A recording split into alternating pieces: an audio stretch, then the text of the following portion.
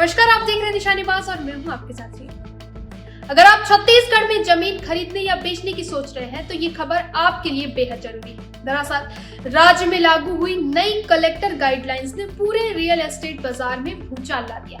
रायपुर, बिलासपुर से लेकर अंबिकापुर तक जमीन की सरकारी कीमतें 5 गुना से लेकर 9 गुना तक बढ़ा दी गई। जिस जमीन का सरकारी मूल्य पहले 10 लाख था, अब वो 70 लाख रुपए हो गया है। इस बेतहाशा बढ़ोतरी के विरोध में रियल एस्टेट कारोबारी धरना प्रदर्शन कर रहे हैं और उन्हें रजिस्ट्री का बहिष्कार करने तक की चेतावनी दे डाली। वहीं किसान भी परेशान है कि इतनी महंगी जमीन के लिए उन्हें खरीदार नहीं मिलेंगे। हम इस पूरे गणित को आसान भाषा में समझेंगे। हम जानेंगे कि 30% की छूट खत्म होने और एक ही प्लॉट को 2 हिस्सों में बांटने के नए नियम ने आपकी जेब पर कितना असर डाला है। साथ ही सरकार का यह दावा भी समझेंगे कि ये गाइडलाइंस वैज्ञानिक है और इसमें मनी लॉन्ड्रिंग रुकेगी। देखिए इस खास रिपोर्ट में। छत्तीसगढ़ में जमीन की कीमतों में यह रिकॉर्ड तोड़ बढ़ोतरी 2 मुख्य कारणों से हुई है, जिन्हें समझना आम आदमी के लिए बेहद जरूरी है। पहला कारण 30% छूट खत्म होना। पिछली सरकार जमीन के वास्तविक बाजार मूल्य पर 30% की छूट देती थी, जिस पर 4% स्टैंप ड्यूटी लगती थी। उदाहरण के लिए 10 लाख की जमीन 30% छूट के बाद 7 लाख मानी जाती थी और ड्यूटी 28,000 रुपए लगती थी।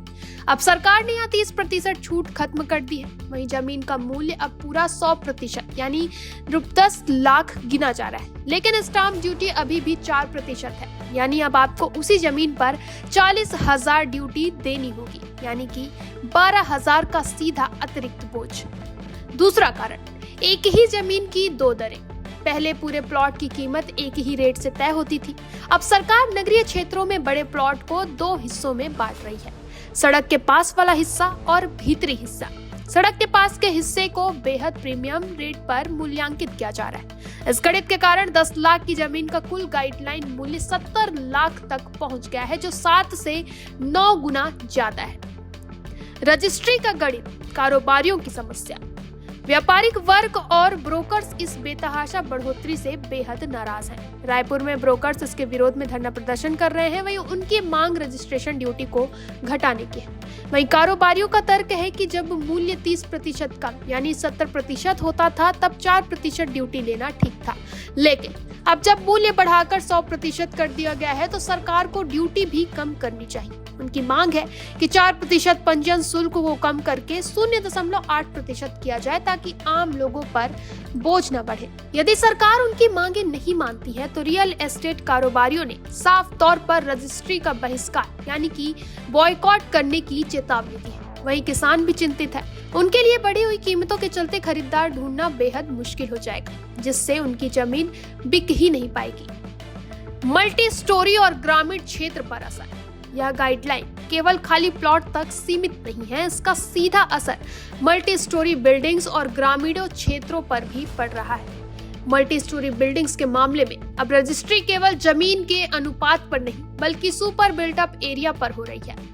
इसमें कॉमन एरिया जैसे कि लॉबी, पार्किंग, सीढ़ियां, क्लब हाउस को भी जोड़ा जा रहा है। जैसे फ्लैट की रजिस्ट्री का मूल्य 2 से 3 गुना तक बढ़ जाता है, जबकि असली जमीन उतनी नहीं होती।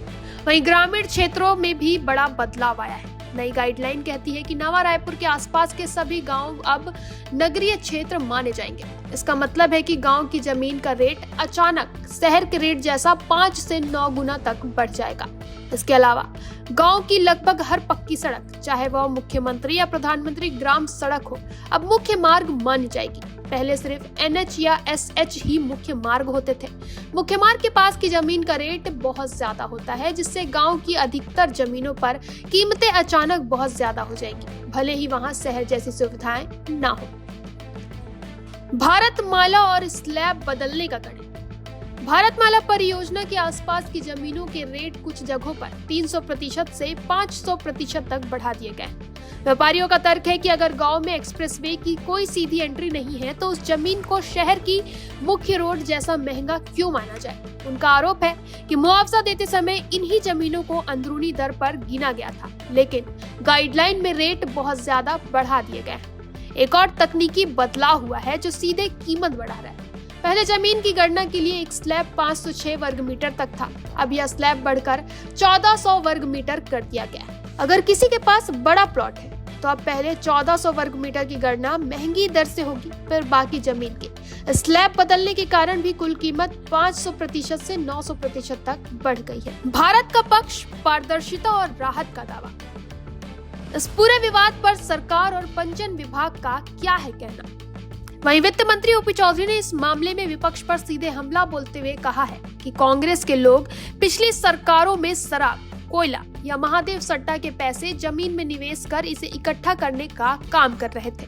उन्होंने स्पष्ट किया कि कांग्रेस की कोशिश थी कि गाइडलाइन दर कम रखी जाए ताकि कुछ लोग निजी लाभ उठा सके। मंत्री ओपी चौधरी ने कहा कि जमीन के गाइडलाइन रेट में बदलाव न करने के पीछे कांग्रेस की बड़ी साजिश थी। अगर कहीं कोई त्रुटि हो गई हो तो उसे तुरंत सुधार लिया जाएगा। निश्चित रूप से मैं कहना चाहूँगा कि कांग्रेस के ज़माने में 30% की रेट कटौती की गई। 8 साल तक जो ज़मीन का रेट नहीं बढ़ने दिया गया, इसके पीछे बहुत बड़ी साजिश थी। इनको दारू का पैसा, इनको कोयला का पैसा, इनको महादेव सट्टा का पैसा, इनको ज़मीनों में खपाना था। इसलिए 10% की रेट पर ही ये ज़मीनों की खरीद बिक्री कर करके ज़मीनों को इकट्ठा कर रहे थे। मैं कहना चाहूँगा कि अगर कहीं पर ज़मीन का अधिग्रहण होता है तो ज़मीन का गाइडलाइन रेट कम होता है तो किसान को नुकसान होता है। होम लोन लेने के लिए मध्यम वर्गीय व्यक्ति आता है तो उसको तो कच्चा पक्का करना नहीं होता। गाइडलाइन रेट कम होता है तो उसको होम लोन नहीं मिल पाता है। इस तरह की परिस्थितियों का सामना करना पड़ रहा था। उस दिशा में लॉजिकल निर्णय लिए गए हैं। ये एक दो उदाहरण दे रहे हैं, एक दो उदाहरण कहीं का टेक्निकल कुछ हो सकता है, उसको निश्चित रूप से ठीक कर लिया जाएगा। बट कमोबेश जो 99% जो काम है वो मध्यम वर्गीय के होम लोन लेने की दृष्टि से, किसानों के मुआवजे की दृष्टि से और ओवरऑल रियल एस्टेट रिफॉर्म की दृष्टि से माननीय मुख्यमंत्री जी के नेतृत्व में सरकार ने बड़ा और महत्वपूर्ण कदम उठाया है और उसका राज्य की जनता को, राज्य की अर्थव्यवस्था को लाभ हो। वहीं सरकार के अनुसार ये कदम लंबे समय से जरूरी थे क्योंकि पिछले 8 साल से सरकारी कीमतें नहीं बढ़ी थी, जिससे बाजार भाव में सरकारी कीमतों में भी बड़ा अंतर आ गया था। इस अंतर का कारण था मनी लॉन्ड्रिंग को बढ़ावा मिल रहा था, किसानों को मुआवजे में भारी घाटा हो रहा था, मिडिल क्लास को लोन लेने में दिक्कत होती थी क्योंकि बैंक गाइडलाइन कीमत के आधार पर लोन कम देते थे। सरकार का दावा है कि नई गाइडलाइन में मनी लॉन्ड्रिंग रुकेगी, किसानों को सही मुआवजा मिलेगा और अब कीमतों का निर्धारण रोड वाइज मैपिंग से होगा, जिससे सभी के लिए दरें समझना आसान और समान होगा। साथ ही अनावश्यक दस्तावेजों को हटाकर 9,463 कड़िकाओं को घटाकर 5,463 कर दिया गया है, जिससे प्रक्रिया और भी ज्यादा आसान होगी। तो ये साफ है कि छत्तीसगढ़ का रियल एस्टेट बाजार एक बड़े बदलाव के दौर से गुजर रहा है। सरकार इसे पारदर्शिता और न्याय बता रही है, जबकि व्यापारी और आम लोग इसे भारी बोझ मान रहे हैं। अब देखना होगा कि रजिस्ट्री बहिष्कार की चेतावनी के बीच सरकार और कारोबारियों के बीच संतुलन कैसे बनता है। आगे के अपडेट्स के लिए बने रहें निशानेबाज पर।